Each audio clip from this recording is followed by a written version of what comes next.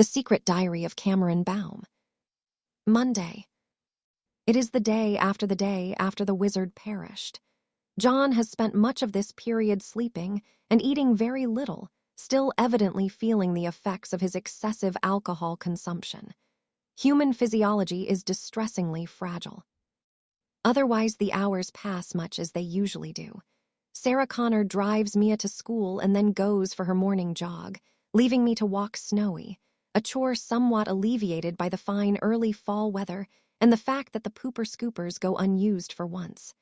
This doesn't happen often and is an occasion to be relished. Perhaps that dog is all pooped out. We can but hope. When I get home, I hang up Snowy's leash and prepare his bowl of breakfast chow. John is seated at the kitchen table, clean-shaven and looking more like his old self.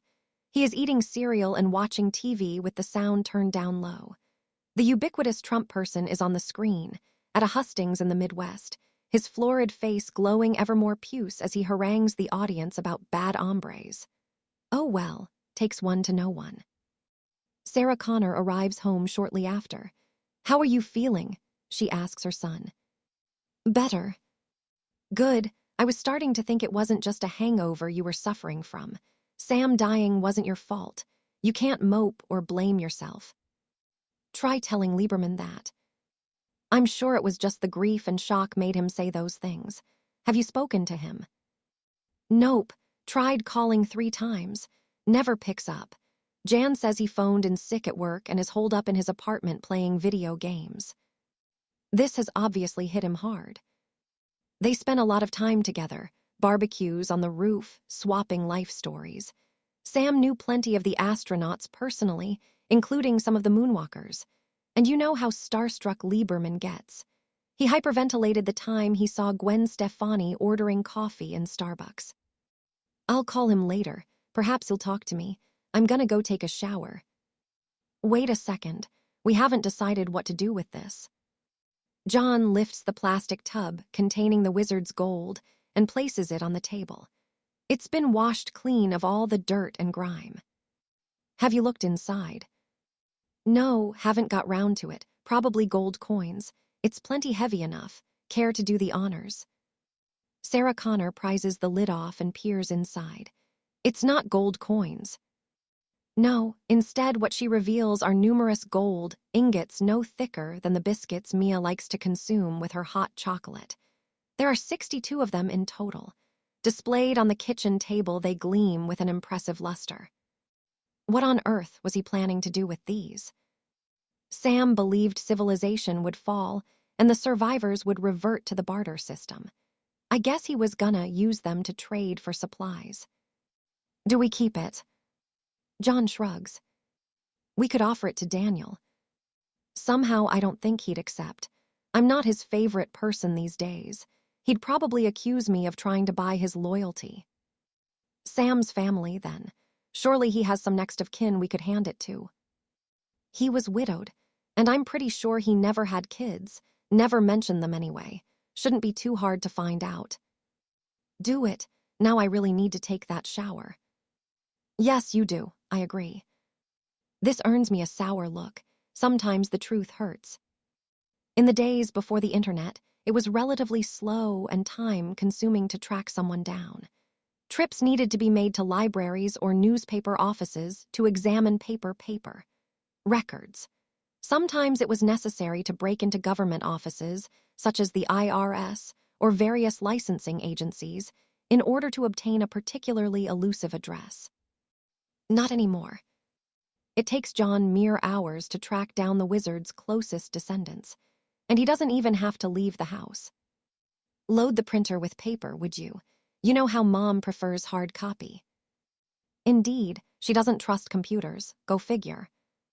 The wizard is a legend on the deep web, though his identity remains secret. His alter ego, Sam Clemens, appears only on the regular web, the home of Amazon, Facebook, and amusing gifs of cute puppies falling in toilet bowls. Try telling Snowy it's amusing. He sulked for days.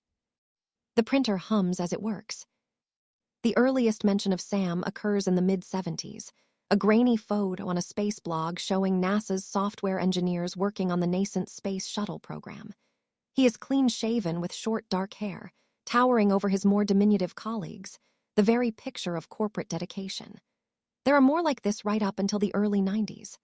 The last, dated March 1995, shows a very different Sam. His hair is now long and graying.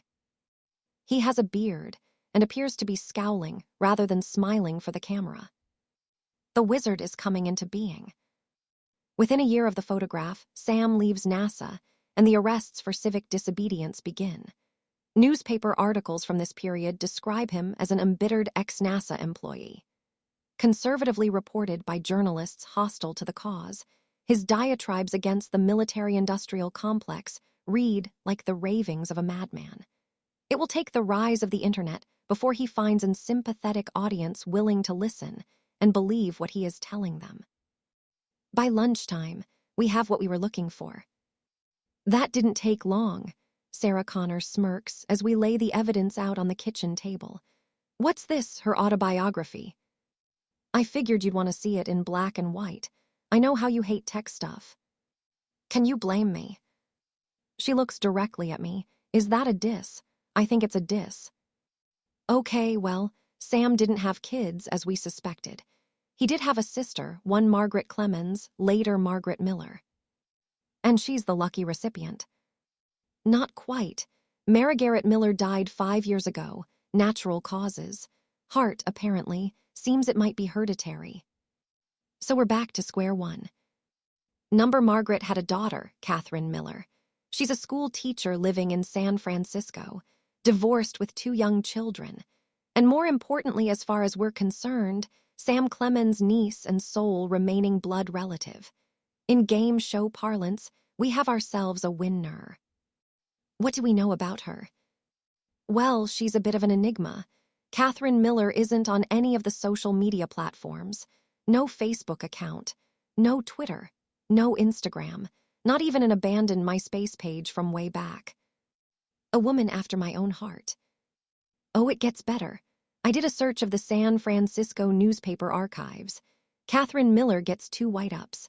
The first was 3 years ago. Some kid in her class brought a live grenade to school for show and tell. She calmly called the bomb squad and helped evacuate the school all without causing a panic. She was commended for her resourcefulness by the mayor, no less. And the second time. A year ago, took her ex-husband to court for non-payment of child support. He hadn't paid a dime in 18 months. That son of a bitch. It's fair to say a pot of gold should be much appreciated. You can't just leave it on her doorstep. You'll need a cover story. Don't worry, cover stories happen to be my specialty. Nothing too elaborate. Oh, where's the fun in that? Saturday. San Francisco. Noon. The Suburban is parked curbside in a leafy residential suburb. 200 yards ahead of us is the house belonging to the wizard's niece, Catherine Miller.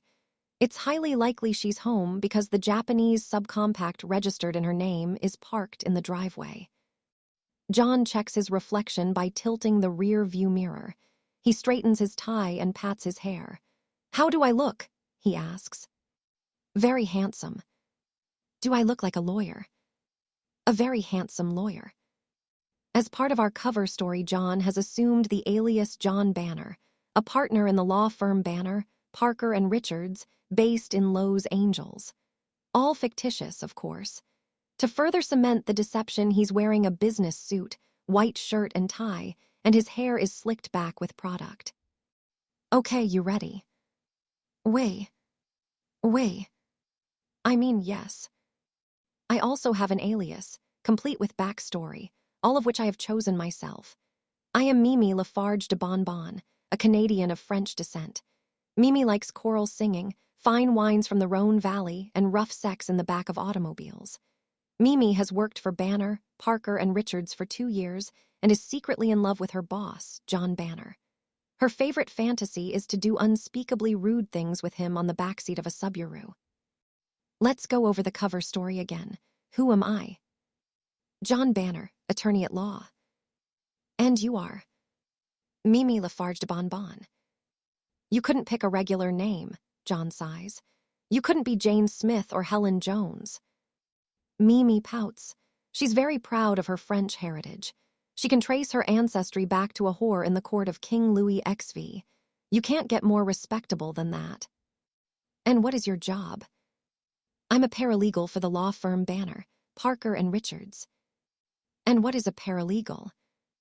A paralegal is a person qualified through education and training to perform substantive legal work that requires knowledge of the law and procedures, but who is not a qualified attorney or chartered legal executive.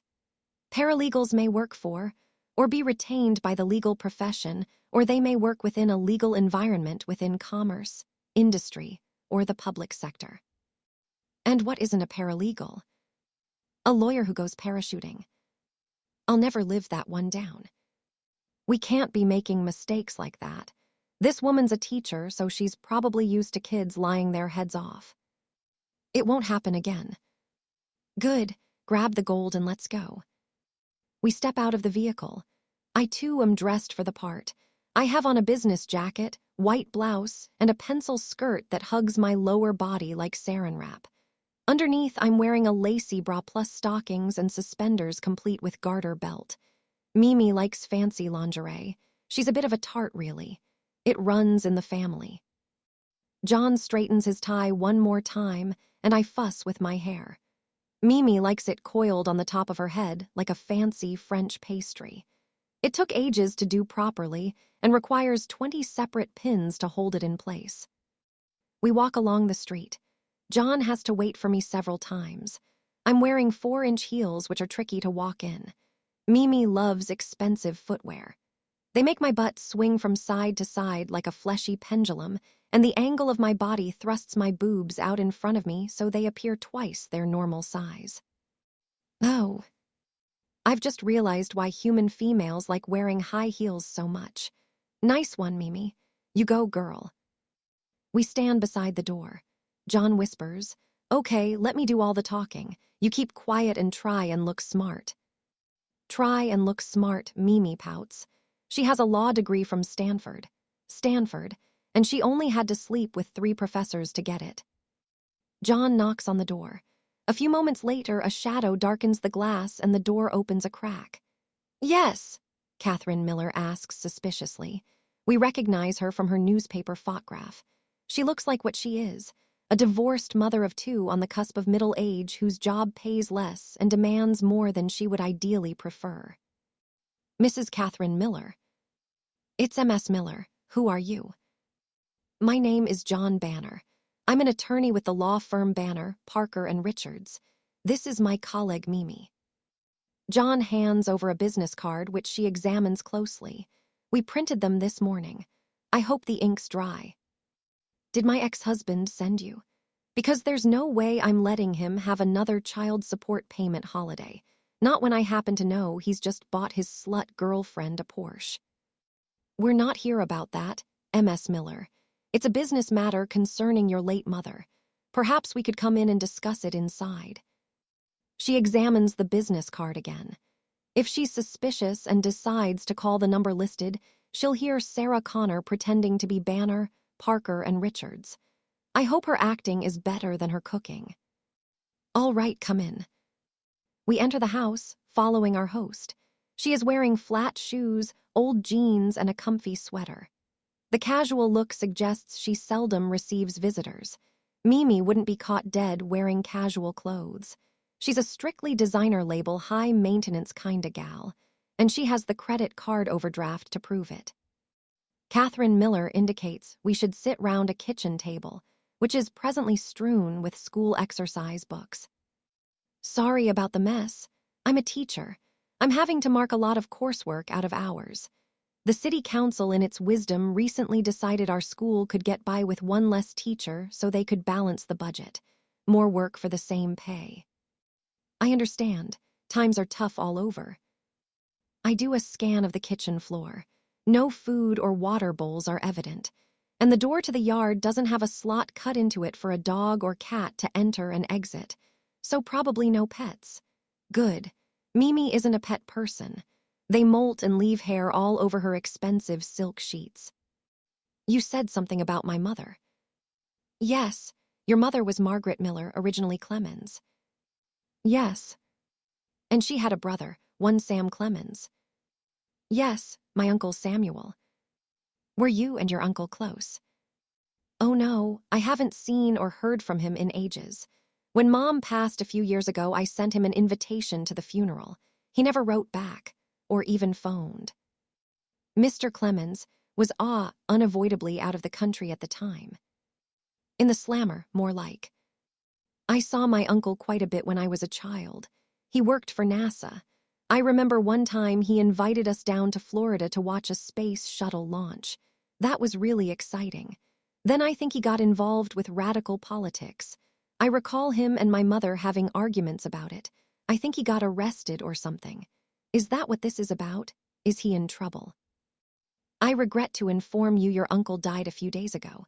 I'm sorry for your loss. Oh, that's sad. How? Did he die? Heart attack. It was very sudden. He didn't suffer. Did it happen abroad? No, in this country. He remembered you in his will, which is why we're here.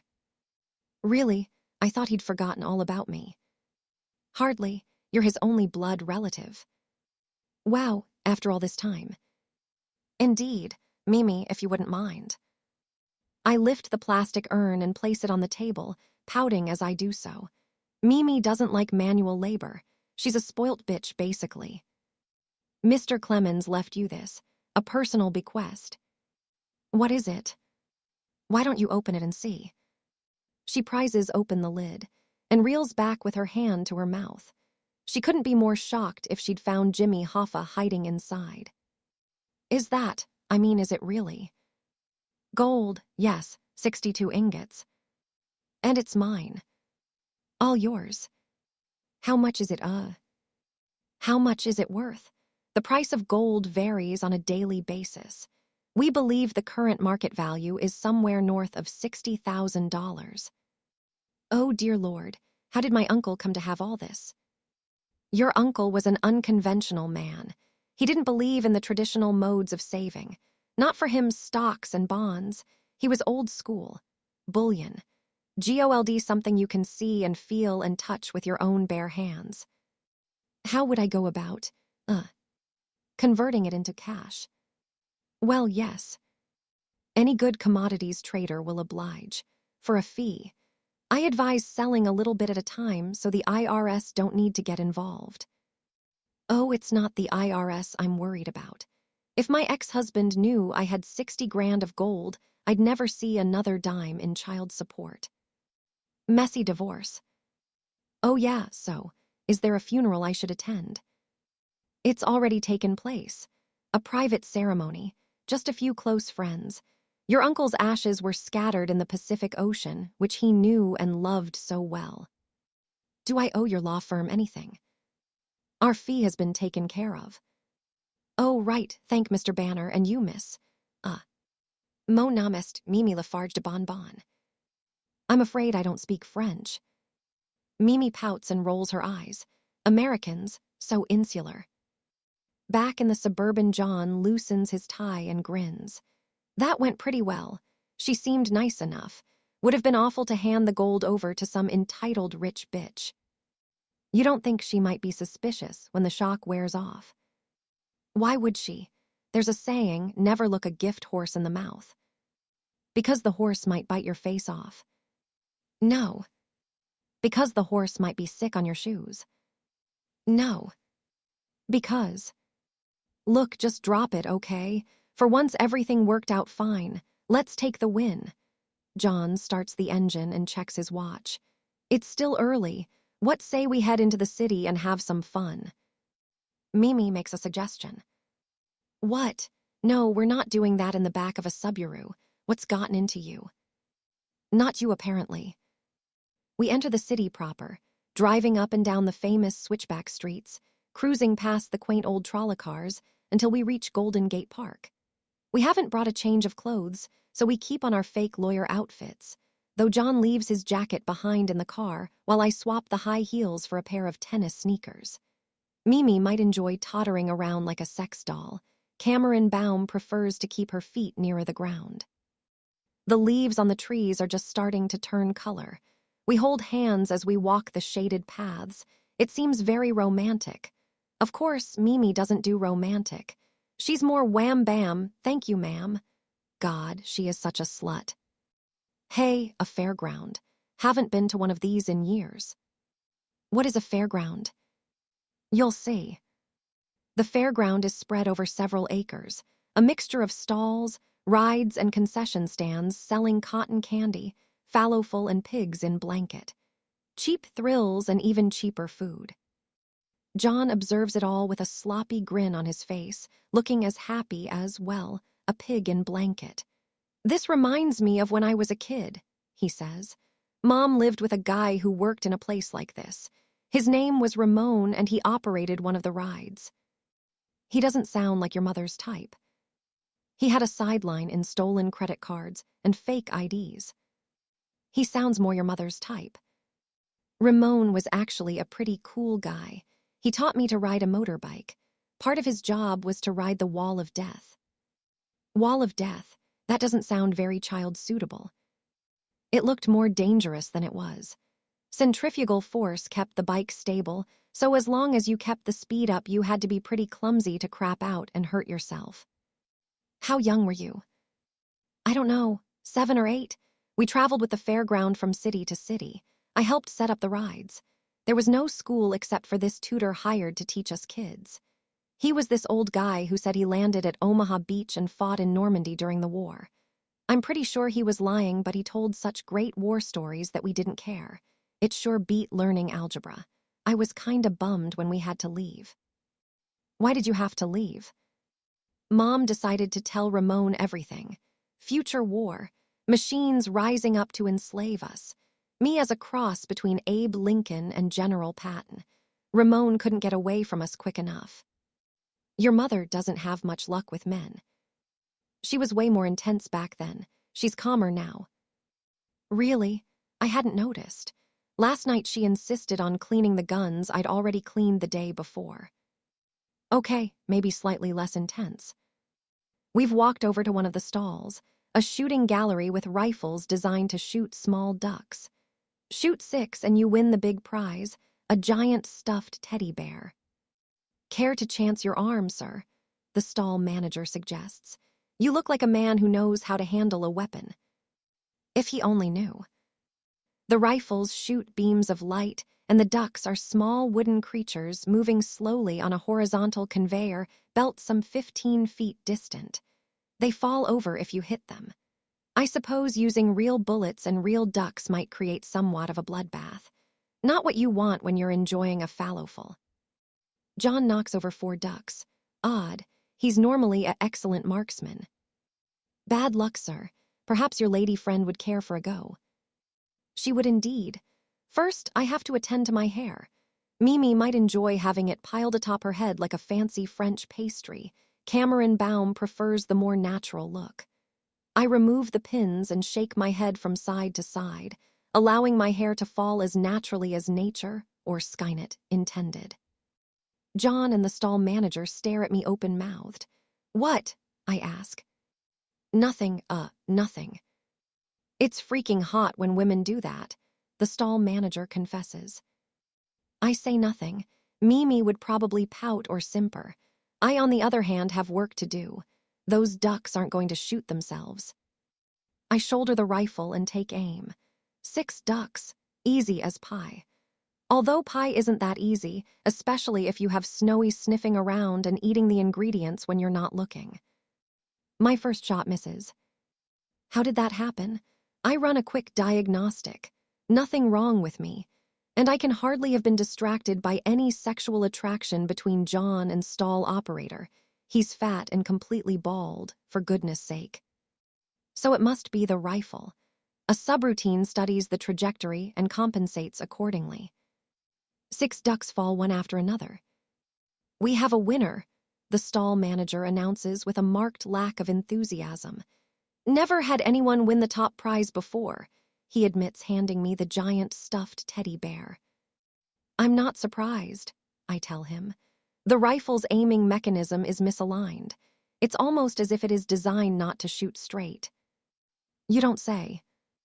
Perhaps I will have another try. Sorry, stall's closed, he says hastily. Lunch break. Oh, when was you reopen?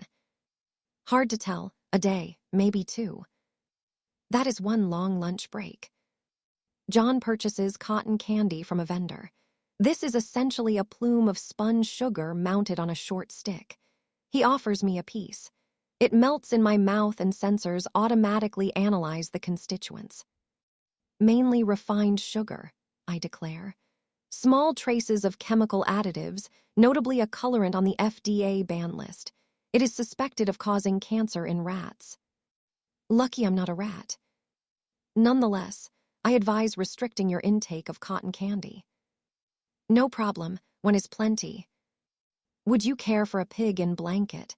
It is actually cooked pork sausage wrapped in bacon, hence the whimsical nomenclature. Yeah, I cracked the code, and I'm good, thanks. We approach a ride called Dodgems. These are small one-person vehicles constructed of pressed steel with thick rubber bumpers round their base. They're painted to resemble automobiles, although they would fool no one, certainly not a highway patrolman who would likely issue a ticket instantly. Instead of an internal combustion engine, they are powered by a tall pole attached to the rear of the vehicles and connected to an electrical grid 10 feet above our heads. Like the rifles, these also appear defective, because John repeatedly crashes into me. You're meant to do that, he laughs when I complain. It's the whole point. Then why is the ride named Dodgems? A more accurate description would be Crashems. From there, we cross to the tall Ferris wheel which dominates the site. At least here the purpose is clear. People sit in small gondolas fixed to the outer circumference of a large metal wheel, and as it turns are raised high in the air. Fun for all the family. Unless you're afraid of heights, then it's just terror and vomiting for you. We sit in a gondola, the stuffed teddy bear between us, and the ride operator lowers a bar that clicks into place above our legs so that we don't fall from a great height to our deaths. This, too, would be a major bummer. The wheel turns slowly and we rise until the apex is reached. There's a jolt and the ride stops. We swing helplessly. Another malfunction. No, they do this so we can enjoy the view for a few minutes. Quite something, isn't it? The view is indeed most impressive. From our heightened vantage point, we can see the whole of Golden Gate Park below and around us, while in the distance is Alcatraz Island and the Golden Gate Bridge itself, the base of the tall suspension pillars wreathed in the last vestiges of sea mist. Of course, it will not always look this way. After Judgment Day, San Francisco becomes a Skynet enclave, a place where the hunter-killer fleet is manufactured. The factories run day and night, sea mist being replaced by an omnipresent smoke cloud that blots out the sun and never seems to move even on the windiest days.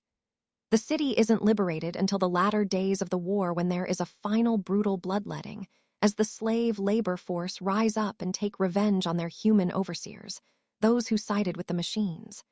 There is no greater crime than species betrayal, and the sentence is always death. You're very quiet, not scared of heights, I hope. Hardly, I was just thinking happy thoughts, I lie. There's a sudden jolt, and the wheel begins to turn again and eventually deposits us on the ground. We visit one final stall, a coconut shy. This is similar to the shooting gallery, except that instead of rifles and fake ducks, there are hard wooden balls and coconuts perched on tall wooden pillars. The object is to throw the balls and knock the coconuts off their pillars. 6 downwinds a giant stuffed panda. John goes first and knocks 5 coconuts to the ground. The 6th takes a glancing blow, yet inexplicably remains in its holder. Oh, hard luck, sir, the stall operator commiserates insincerely. Perhaps the little lady would care to try. You know, John grins, I've a feeling she would. You got that right. Target locked and loaded, balls cocked and ready. 3, 2, 1. Crack. Crack. Crack. Crack. Crack. Crack. 6 coconuts litter the floor, along with the remains of the wooden pillars, which snapped in half from the sheer force of my efforts. Oops. 6 down. We'll take the giant panda, please, John exults. What the hell happened? The stall operator demands, surveying the carnage with obvious dismay. Looks like a bad case of woodworm. The man hangs a sign across the front of the stall. Closed until further notice. Another lunch break, presumably. Honestly, the work ethic here is appalling. We turn to depart only for John to stop suddenly and spin round. "Hey," he says to stall operator, now on his knees clearing away the debris. "You don't happen to know a Ramon, do you? Ramon Villajos. I guess he'd be in his 50s now. Used to work the carnival circuit." Ramon Villajos. Never heard of him. Okay, it was a long shot. John moves to walk away. I stand my ground. "He's lying," I state simply. I grab the man's arm and drag him to his feet. "Tell the truth." "Hey, get away from me. That hurts." "Listen, we're not here to cause any trouble for you or him," John says. "Ramon's an old family friend from way back. If he's here, I'd just like to stop by and say hello." He takes out a $100 bill and offers it. The man hesitates, then stuffs it in his pocket. "Ramon works the saucer ride. Don't tell him I sent you. He gets mean when he's been drinking, and that's a lot lately." The saucer ride consists of giant cup and saucers which spin round and round on their axis at high speed. People sit on seats built into the giant cups. It looks awesome. How come we didn't try this one? The man operating the ride is blonde and heavily muscled. "Is that Ramon?" I ask. "Nope, too young, and white. Plus that guy looks like he eats steroids for breakfast." "Steroids for breakfast? Oh dear, I hope that particular diet doesn't catch on. Imagine feeding Snowy a hearty meal of bodybuilding drugs. He'd be the size of a polar bear." "I don't see him. Let's try round the back." We squeeze past the barriers erected to keep the public out of restricted areas. Carrying two giant stuffed cuddly toys means we are somewhat conspicuous. However, luck is with us, and no one notices or raises the alarm. Round the back are the diesel generators that supply electricity for the rides. It's noisy and the ground is covered in thick cables. We spot a man smoking a cigarette. He's wearing dirty jeans and a cotton singlet over a skinny upper body. Obviously no relation of the blonde behemoth out front. He has tattoos down each arm, and his long graying hair is held back in a greasy ponytail. "Ramon." The man starts guiltily and drops his cigarette on the ground, extinguishing it with his heel. He sees us for the first time and says, "Hey, Senor, you're not allowed back here. Poor favor. It dangerous." "Ramon, it's me, John Connor. Years ago you used to date my mother. Sarah Connor, do you remember?" Ramon, if it's him, squints at us without comprehending. Then his face splits into a huge grin, revealing gappy, discolored teeth. "Little Johnny Connor, is that really you?" "It's been a long time, compadre." The two men hug clumsily. "Ah, Johnny, when I last saw you, you were just a bambino. Now look at you all grown. Is Sarah with you?" "No, Los Angels. We're in San Francisco on business, just passing through really. It's sheer luck we found you." Ramon scratches his arms and stares at me. "And who is this vision of loveliness?" "This is my girlfriend, Cameron. Cameron Ramon." Ramon takes my hand and raises it to his lips to kiss wetly. This is either very chivalrous or totally gross. His saliva slowly seeps into my pseudoflesh where sensors automatically analyze it. "Oh my. So, your mother, Johnny, is she still?" Ramon makes a whirling motion beside his head with his fingers. "Not so much. She's doing pretty well these days, dating a dentist." "That's good, your mother." She had me worried, all that crazy talk about the future. Machines, they're the masters and we're the slaves. Crazy, huh? "Maybe she wasn't crazy, merely prescient," I suggest. "Prescient." It means foreknowledge of the future. Ramon stares at me blankly, then laughs, suddenly breaking into another wide grin. "Ah, you had me going there, Chiquita." He slaps the generator with his palm. "Hey, Mr. Machine, please don't kill me." His laughter morphs into a prolonged coughing fit. "You okay, Ramon? That's a pretty bad cough. Have you seen a doctor? Doctors, too expensive. And all they do is tell you not to do the things you love doing. I'm fine, Joni. Too many cigarettes is all. He scratches his arms again. Perhaps he has a rash. It's hard to tell under the tattoos. Why do the scrawniest men have the most tattoos? Join a gym. Pump some iron, grow some guns, earn the ink. Hey, Johnny, remember when I gave you your first cigarette? How could I forget? I was as sick as a dog. And Sarah, she was so mad at me. Crazy, like a she-devil. She was a wild woman, that's for sure. Do you still ride the wall of death? No, that closed years ago. The businessmen shut it down. Health and safety. Said it was too dangerous, someone might get hurt and sue the company. I told them I'd do it 1,000 times, 2,000, and never hurt myself once. Made no difference. Today, everyone's risk-averse. That's just the way it is. The old ways, gone. Hey, Ramon, you back there? You better not be shooting up. Get your skinny old ass out here. Number 3 saucer's sticking again. You were supposed to fix it. The muscular man out front. Ramon looks sheepish. He scratches his arms and says, I gotta go. I'm kinda on 2 strikes around here. 3 and it's goodbye. Don't let the door hit your ass on the way out. Don't matter if I gave my whole life to this place. He shakes his head sorrowfully. Damn, though, it was good to see you again, Johnny. And you, Ramon. Tell your mom Ramon says. Hell, you're a bright kid. Think up something nice and tell her I said it. John is quiet on the drive back, thoughtful. Is something wrong? I ask finally. Not wrong exactly. It's just, I remember Ramon as this huge bear of a man, larger than life, always laughing, the life and soul of the party. Granted, I was just a kid back then, but that guy, I don't know. He wasn't the Ramon I knew, that's for sure. And why did he keep scratching his arms like that? Possibly the side effects of the opiates in his system. And he had enough alcohol in his bloodstream to attract a DUI if he were caught driving a motor vehicle. How do you? Oh, when he kissed your hand. Will you inform your mother? We met one of her old boyfriends. No, I don't think there's any need to tell her about this. Let's keep it between us. We drive on, again in silence. This time I understand. The past has met the present and been found wanting.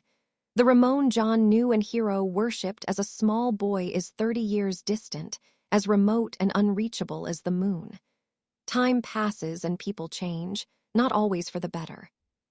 Mia is delighted with the giant stuffed animals, though furious, we visited a fairground without her. Promise me you'll take me with you next time, she insists. Fine, we'll take you with us. And Snowy. And Snowy. And BB-8. I don't think we can take BB-8 to a fairground. People might think it's part of the entertainment. Beep, beep boop, beep beep boop. BB-8 reacts with typical indignation, rolling out of the room in a huff. I really must tweak its settings. The droid's propensity to fly off the handle, to rant and rave over every perceived slight or insult, is becoming tiresome. It's like sharing a house with a miniature Donald Trump. Tuesday. Midnight. The safe house is quiet, locked down for the duration. I make the short climb to the attic room where John sleeps, taking each step carefully as I'm wearing Mimi's high heels again. The light is showing under the door. Good, he's not asleep yet. I give the door a firm rap. Come in. John is propped up in bed, reading a newspaper. He puts it aside as I enter. Cameron, I thought you'd be on patrol, and you fixed your hair up again. What's going on? Jeannie sways Pa Cameron. Mo namest Mimi. Oh, you're playing Mimi again. He grins wolfishly. Okay, what can I do for you, Mimi? I don't often see you out of office hours. I suppose you've come looking for a raise. Oui, une augmentation. I undo my dressing robe and let it fall to the ground. Underneath, I'm wearing matching black lacy bra and panties. My legs are sheathed in sheer silk stockings held up with garter belts taut around each thigh. I extend a leg and give the garter belt a twang. It makes a slapping sound against my bare skin. John licks his lips. You know, I just might have what you're looking for. He peels back the bed covers. Mimi gets her raise. Twice,